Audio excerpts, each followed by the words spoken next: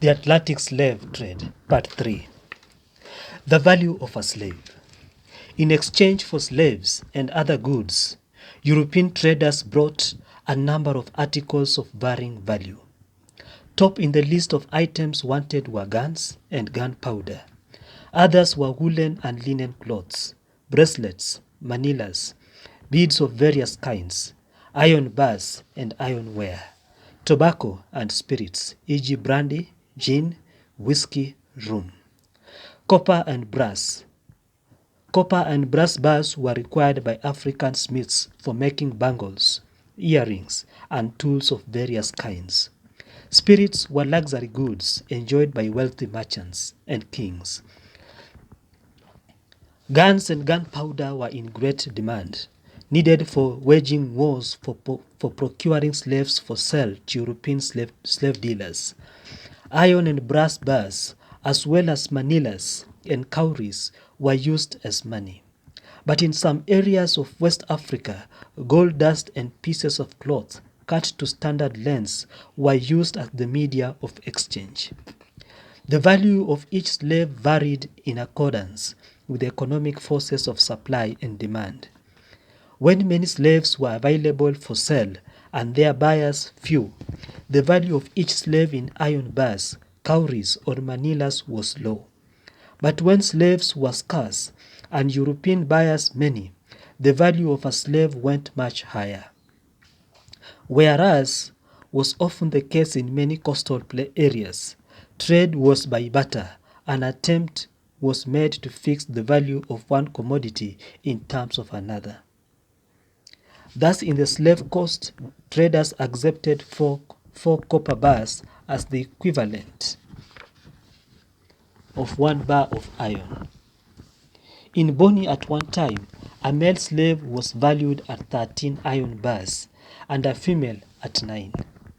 The coastal middlemen, their chiefs, and their agents all made a great deal of money from the sale of slaves. In this trade, African merchants were at an advantage, as rivalry among the Europeans on the coast made it impossible for them to have concerted action, while at the same time it placed Africans in a stronger position for any trade negotiation. Each day's negotiation began with the European trader making presents to African kings and traders. These presents were known by different names in different parts of the West African coast. In some places, they were called dashes, in some shake hands, and in others stopping. Until they were paid, no trade could begin.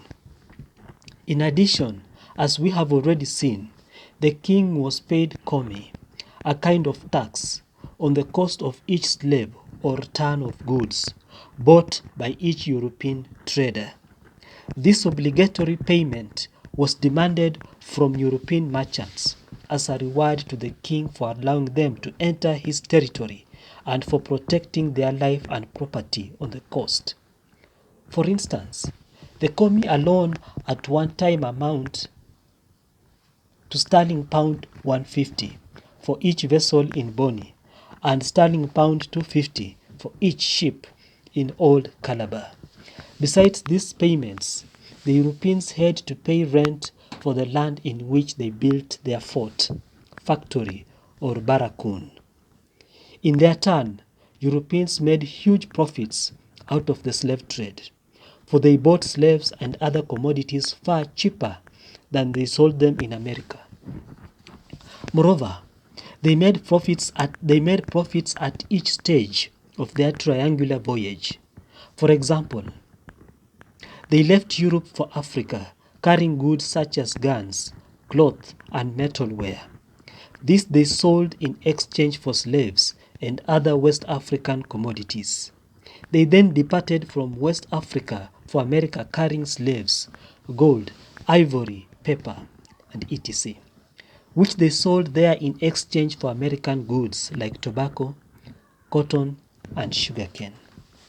This they took back to Europe for sale. It has been estimated that on occasion, their profits reached several 100%. Because both parties benefited from the trade, Both Europeans and Africans went to great lengths to meet the requirements of the trade. The African waging slave hunting wars, the European encouraging him by paying him more money. They gave him loans, goods on credit, or supplied more firearms and gunpowder. It was indeed a vicious cycle. If either party saw anything wrong in trading in their fellow human beings, the desire for profit and easy wealth outweighed the qualms of their conscience. So far, we have talked about the slave trade only in relation to the Europeans and the coastal middlemen and their rulers. But it should be realized that all parts of West Africa had their share in the trade, in its profits and its horrors.